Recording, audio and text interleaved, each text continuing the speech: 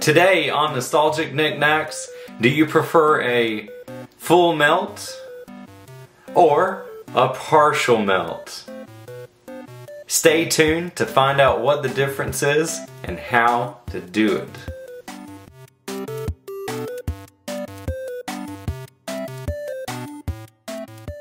Hello everybody and welcome to another episode of Nostalgic Nick-Nacks. This is my retro gaming perler beading YouTube channel and my name is Ryan. If this is your first time to my channel, thank you so much for being here and thank you everybody who's returning. I appreciate all of you.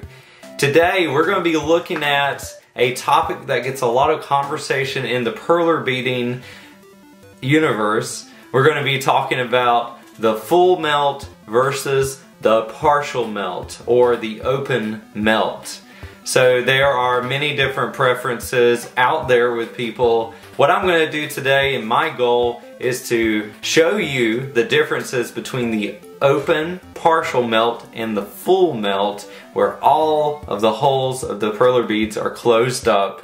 I'm going to do the same perler bead character for the full melt as the partial melt, and you're gonna see the difference and kind of how to do it if you've never done a full melt before. It's a little bit tricky here and there, but I'm gonna show you how to do it and what I use to accomplish that successfully. If this is your first time to my channel and you're completely new to perler beading, please make sure to check out this video up here. It's gonna get you everything you need material wise for perler beading, get you started. I also have everything in the description below, all of the products that I use, and they are all affiliate links. Remember that I will get a percentage of that if you purchase from the links below.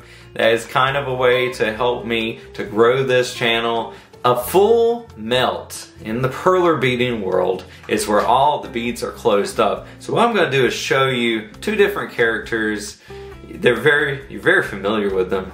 One is Rat-a-Tata, and Rat-a-Tata is going to be in the open melt, so the partial melt. So if you take a good look, you can see all these beads, the holes are still open.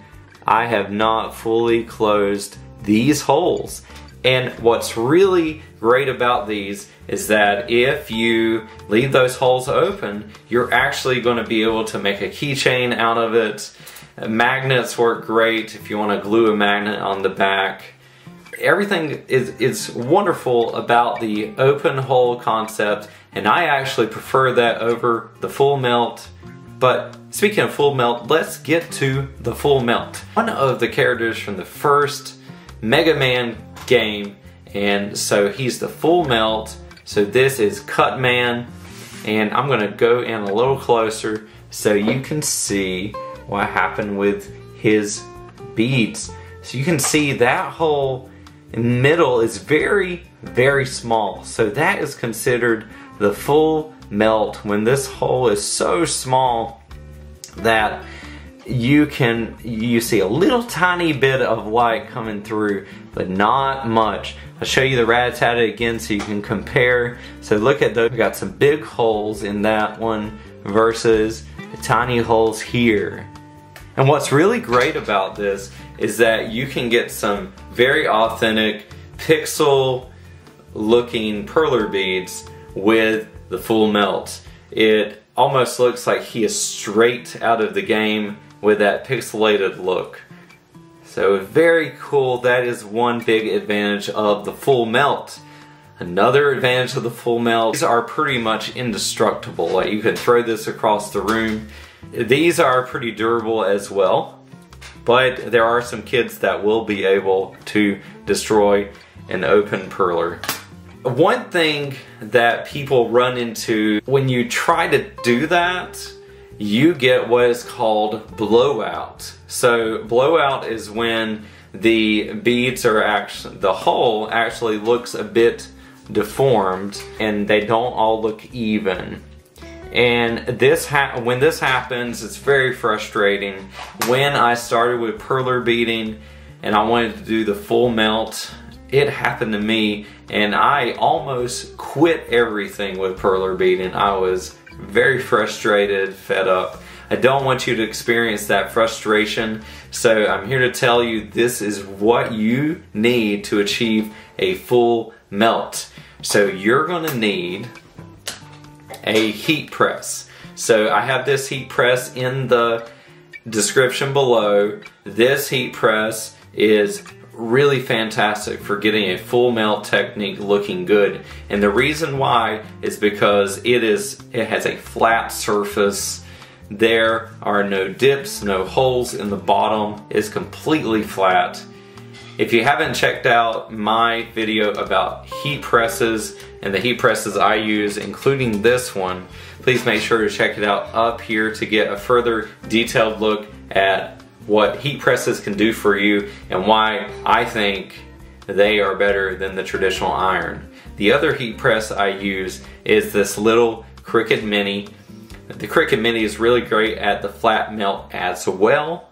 So the other thing you're going to need with getting a full melt is patience, lots of patience. If you don't get it the first time, try and try again. I recommend small projects so you're not going to waste anything.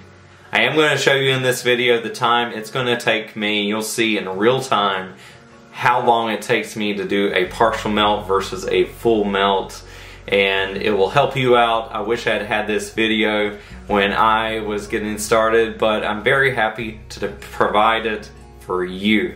So, hope you get a lot out of this. Let's go ahead and get into the demonstration, and then I'll wrap up the video at the end.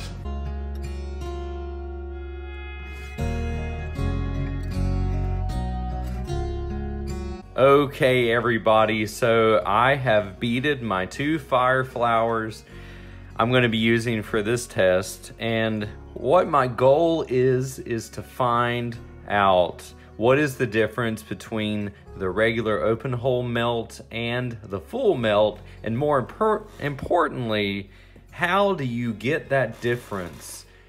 I know some people, they have a problem with blowouts with the perler beads.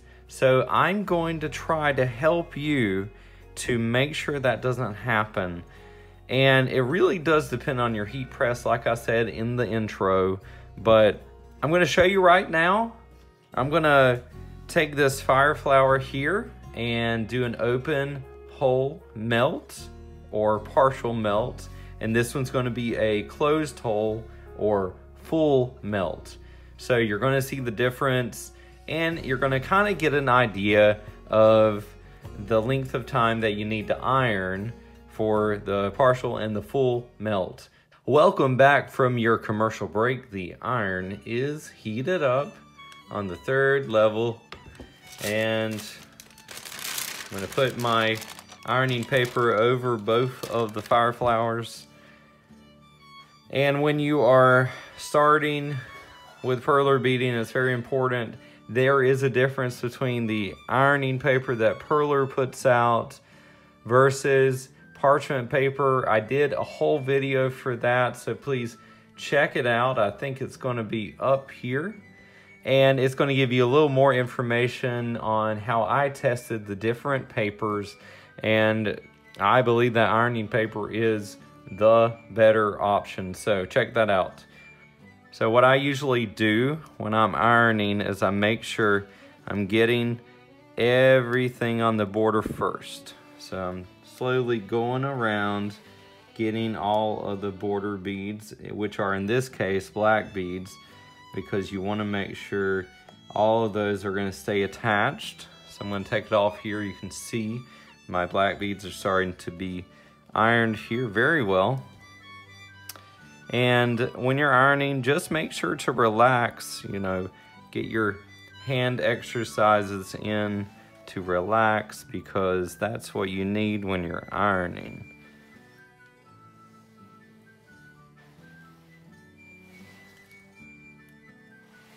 So this is looking real good.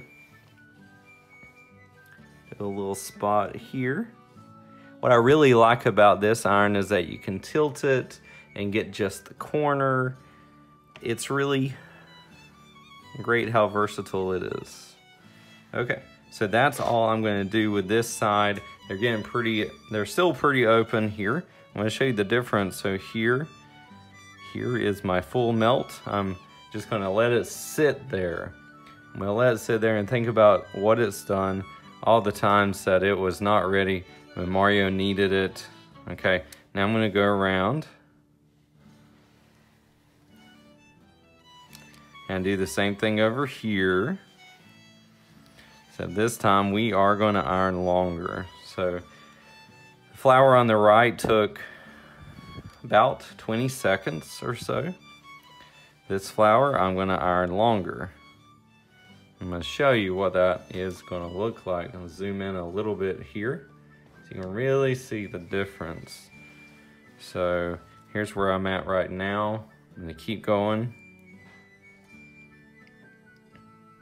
The really big perler boards, the super boards, work very well for this because they give you more space. Okay, so most of them are looking closed. I'm gonna iron a little bit more.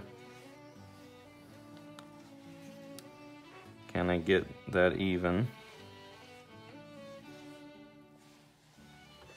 Almost there. I think I'm pretty much there. I'm gonna stop. So now I've got them ironed. I'm gonna take my cardboard, and this is really neat. If you haven't seen this, take your cardboard, a very cool way to flip,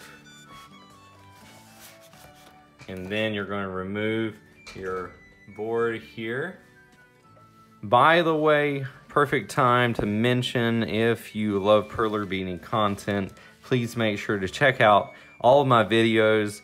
I really am trying to grow this channel and making it something really special. So please like and subscribe for more perler beading. I find that people need a lot of help out there, and I get all kinds of questions. So please make sure, don't hesitate, ask questions. And I love helping people out. So there it is. They're both done. Now I'm gonna place a book on them and come back in about 10 minutes or so. Make sure to always place books on your projects. They are lifesavers. If you don't get it within the first 30 seconds to a minute, it's going to be warped. So as I always say, place books. Okay, see you in about 10 minutes. All right, everybody, so now it's time to look at the results of this little test on the full melt versus the partial melt. So the beads have had about 10 minutes to cool off. Let's take a look at them and see how everything turned out. All right, let's take this book off and see how everything looks. This is the full melt. And here is our open melt. I'm gonna hold them up and you can see. So there is a very clear difference, and it really is your preference with perler beading. Do you want the holes to be open? Do you want them to be closed? Both of them look great in my opinion. I think that the flat method is wonderful if you are trying to have that completely pixelated look that you see when you look at a video game and see those characters. Yeah, it turned out really cool. I think I really do prefer the partial melt. In the comments below, let me know what you prefer. Do you prefer the open holes look, or do you prefer a full on melt? All right, so that's it for this video. That's how you do a full melt and how you achieve a partial melt with perler beading. Remember, they both have great uses. Here's a wonderful pixelated look, and here is a look that is excellent as well. It really does depend on what you like. If you want to try it out, go for it. Make sure to use a flat heat press. You don't have to use the ones that I have, but any heat press out there that has a flat surface is going to help you achieve a better full melt. Take it from me, I've done this for a while, If you're somebody out there that can do a full melt with a traditional iron, please let me know. I'd love to see what your end results are because I tried it and I was very frustrated. Like I said, that's it for today's video. I hope this helped you, and please let me know in the comments below if it helped you. I'd love to know if it's aiding you in your perler beading adventure. Please make sure to like and subscribe to this channel if you want more perler beading content. There's lots more content coming your way. I'm gonna have some mini beads soon, and that's gonna be a fun adventure, just trying those out and seeing what kind of detail I can get out of that. Lots more video game characters coming up, more Mario, more Pokemon, more Final Fantasy and Chrono Trigger. So if you're excited for that, you're nostalgic for all these games, please check it out, check out these videos. I appreciate you. All that's left to say now is I pray that you have a great day, and until next time, Fire Flower says, happy beading.